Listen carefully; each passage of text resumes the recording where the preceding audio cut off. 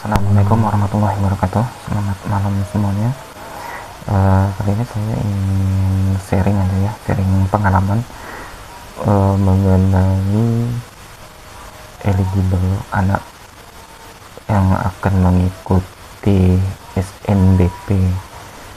Jadi ini untuk ini ya, anak-anak yang kelas 12 yang tahun ini akan lulus.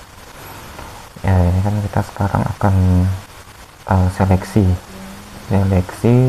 siswa yang eligible. Nah, untuk siswa yang eligible ini sudah ditentukan oleh peraturannya, itu sekian persennya di sekolah tersebut. Untuk sekolah di tempat anak saya ini alhamdulillah ya, karena akreditasinya A dan juga telah menggunakan e-raport, jadi mendapatkan jatah sekitar 45% dari seluruh siswa kelas 12 yang akan lulus ini. Nah, di sini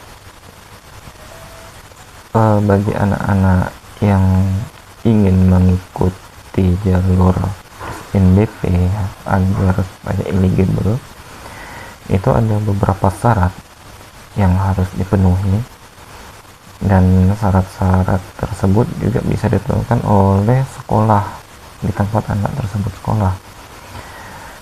Yang paling umum itu dari nilai rapot ya, nilai rapot di semester 3 sampai semester 5 ini yang akan menjadi penentu. Nah, bagi anak-anak kelas 11, siswa kelas 11 dan juga bagi orang tuanya agar bisa menjadi pengalaman juga ya, dari kelas 11 ini anak-anak telah diminta untuk memilih mata pelajaran peminatan. Nah, mata pelajaran peminatan yang dipilih dari semester 3 ini nantinya akan diakumulasikan sampai semester kelima dan akan dijadikan acuan untuk si anak tersebut eligible atau tidak eligible menjadi peserta SNBP. Nah, sebelumnya sini juga saya mau bercerita bahwa anak saya ini pindahan ya, dari sekolah di luar daerah sekarang ke sekolah ini di semester 4. Jadi semester 3-nya anak saya itu di sekolah sana sudah memilih mata pelajaran pilihan yang sebenarnya menurut saya kurang fair sih, dikarenakan kekurangan tenaga pendidik. Jadi nggak salah dari sekolahnya juga, hanya saja memang ada kekurangan di sekolah tersebut, sehingga anak saya itu kebingungan pada saat itu mau memilih mata pelajaran pilihan yang apa, karena paket yang ditawarkan itu sebenarnya tidak masuk kepada keinginan si anak. Walaupun sebenarnya kita secara dewasa bisa berpikiran kan tidak semua harus sesuai dengan yang kita inginkan gitu, tapi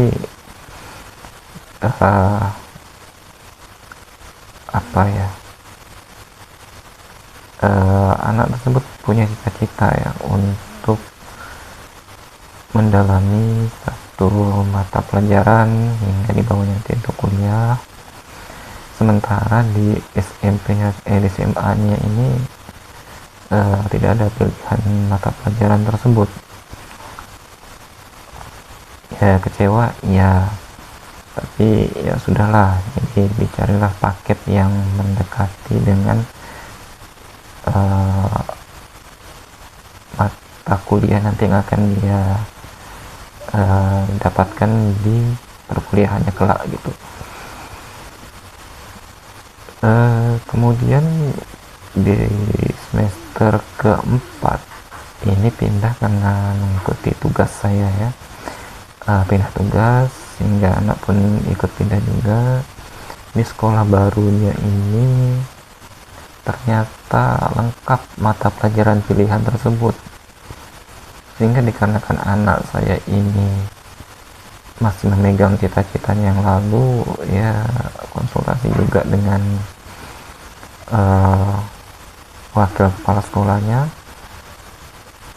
sekolahnya pun iyakan tidak, menolak pun juga tidak, sehingga kalau kita itu ambil kesimpulan berarti nggak ada masalah sebenarnya. Dan memang sebenarnya nggak ada masalah sih ya, karena ya belum tentu juga nanti pada saat dia kuliah itu dia akan mengambil jalur yang memang harus jalur yang SNPP gitu ya. Nanti juga ada jalur yang lainnya selain SNPP.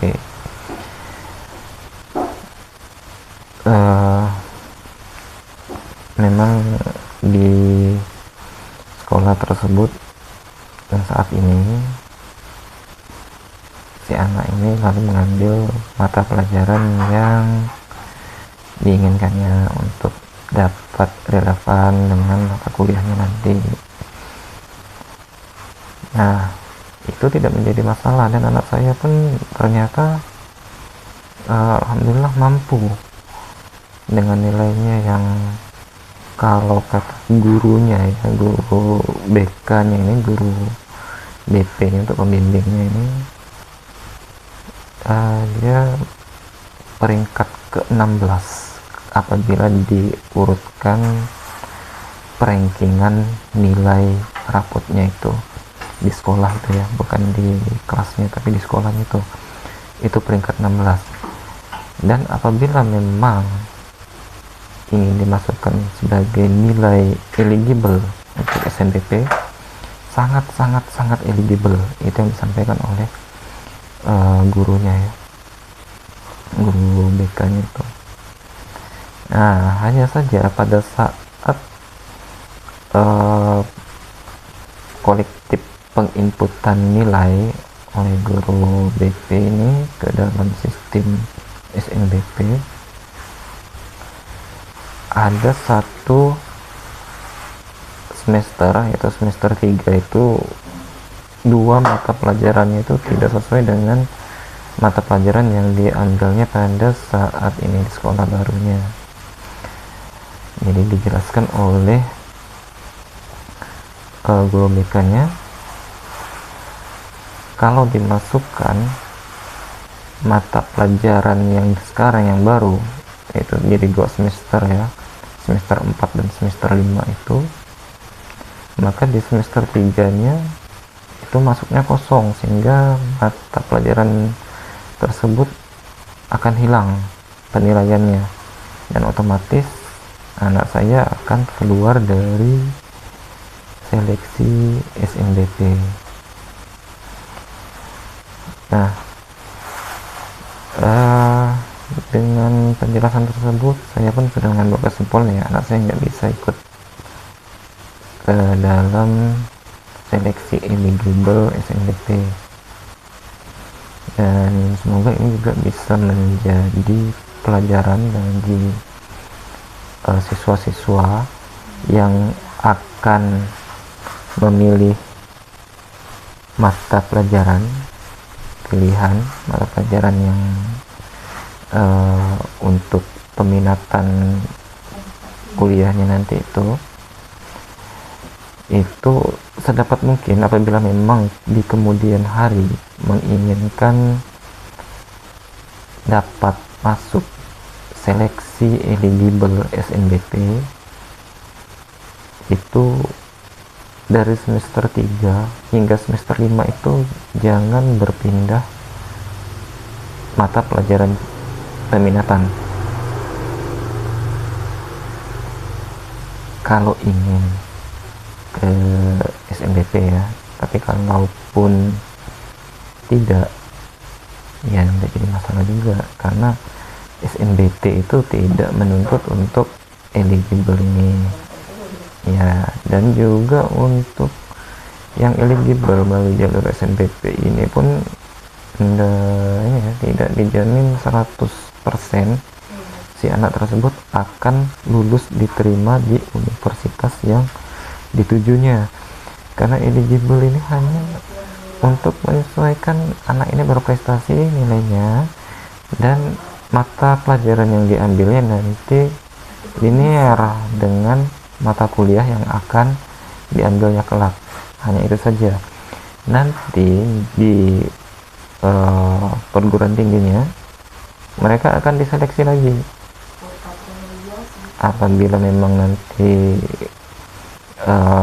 hasil seleksinya di universitas dia masuk rankingan, ya masuklah di PTN tersebut. Tapi kalau di luar dari ranking yang ditetapkan, ya otomatis akan mengikuti SNBT anak ini. Jadi ya sama saja sih sebenarnya. Dan juga dengan adanya kasus ini menjadi suatu keuntungan juga sih bagi anak saya ya, yang awalnya bingung untuk memilih jalur apa untuk masuk kuliah ini, apakah masuk SNBP, apakah masuk SNBT, atau mau masuk ke kedinasan. Nah, dengan ini langsung putus untuk SNBP, maka terbukalah semua pintu itu untuk tes ya, yang bisa mau ke kedinasan juga bisa. Karena di sini apabila kita memilih SNBP dan kita lolos eligible, kemudian nanti kita ikut seleksi perguruan tingginya, kita lulus diterima, lalu kita merasa wah ingin mau ngambil yang lain ini ya, mau coba kedinasan, kita coba kedinasan, lulus di kedinasan yang tadinya dari SNBP kita lulus, kita tinggalkan, maka itu menjadi masalah. Masalahnya bukan pada si anak tersebut, bukan hanya ke si anak tersebut yang terjadi masalah, tapi juga kepada adik-adik kelasnya. Itu nanti akan diblok ya, sekolah tersebut dari universitas itu, dari prodinya akan memblok sekolah tersebut sehingga tidak dapat lagi untuk mengikuti SNBP di prodi yang ditinggalkan oleh si anak yang tadi lulus itu. Maka memang benar-benar harus dipikirkan dari awal, dari semester 3 itu ya, bagi anak-anak yang ini nih yang mendapatkan program kurikulum merdeka. Kalau untuk yang kurikulum 13 sepertinya tidak ada masalah, dan tahun lalu juga malah yang jadi masalah yang kurikulum 13 kurikulum ini ya merdeka ya yang menjadi masalah untuk SNBP ini. Sementara yang kurikulum 13 ya aman-aman saja tahun lalu. Sepertinya sampai ke tahun ini pun ini ya gitu juga nih. Yang kurikulum 13 aman, yang untuk kurikulum merdeka dikarenakan adanya mata pelajaran pilihan, mata pelajaran yang peminatan ini, ya ini menjadi masalah. Yang namanya anak SMA yang masih SMA masih belum paham, belum banyak mendapatkan informasi ke depan, misalnya dunia kerja itu bagaimana, misalnya ya profesi ini, profesi itu apa sih enaknya, apa sih yang memberatkannya dia profesi tersebut. Nah ini kan anak-anak kan belum paham, jadi dia mungkin hanya mendengar sekilas atau mendapat arahan dari orang tuanya atau siapa gitu kan, ingin masuk ke situ, maka dia ambil nanti mata pelajaran peminatannya seperti yang disarankan. Nah ternyata nantinya di kelas 12 semester 4 semester 5 nya ingin ganti mata pelajaran pilihan nih. Nah dikarenakan dia udah mulai mendapatkan informasi-informasi lain, ada profesi-profesi yang bagi dia sepertinya menarik dan sepertinya bagi dia itu menyenangkan. Nah jadi memang harus benar-benar dipikirkan matang-matang di kelas 11 nya di semester 3 pada saat pemilihan mata pelajaran peminatan.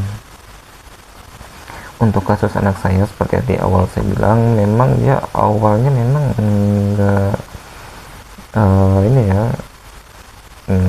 memang enggak yakin dengan yang dipilihnya waktu di SMA yang pertama dia bersekolah, karena tidak ada satupun paket yang ditawarkan itu yang masuk ke dalam apa yang diminatinya. Hanya satu pelajarannya aja yang diminati itu yang ada, sementara untuk dua mata pelajaran peminatan itu miss ya untuk di sana itu ya. Jadi ya sudahlah, saya rasa ini pun satu hikmah juga, anak saya jadinya malah lebih terbuka ya pintu peluangnya. Kalau SNBP ini kan begitu ia memilih SNBP berarti pintu yang lainnya itu tertutup, kecuali kalau nanti dia dinyatakan tidak lulus ya pada saat SNBP, seleksi SNBP nya itu ya baru terbuka lah dia. Sementara anak saya dari awal sekarang sudah ketahuan nih, jadi sudah bisa bersiap-siap untuk SNBP, dan juga kalau memang mau mencoba kedinasan pun masih ada waktu untuk belajar ya. Jadi demikian cerita hari ini, semoga bisa menjadi pelajaran bagi orang tua dan bagi siswa-siswa yang sedang menjalankan kurikulum merdeka ya. Semoga saja nanti kedepannya makin baik ya sistemnya. Apakah nanti berubah kurikulum merdekanya yang selalu bermasalah nih dan 2 tahun ini ya di SNBP ini. Kita doakan saja yang terbaik untuk generasi kita ini ya. Demikian cerita hari ini. Assalamualaikum warahmatullahi wabarakatuh.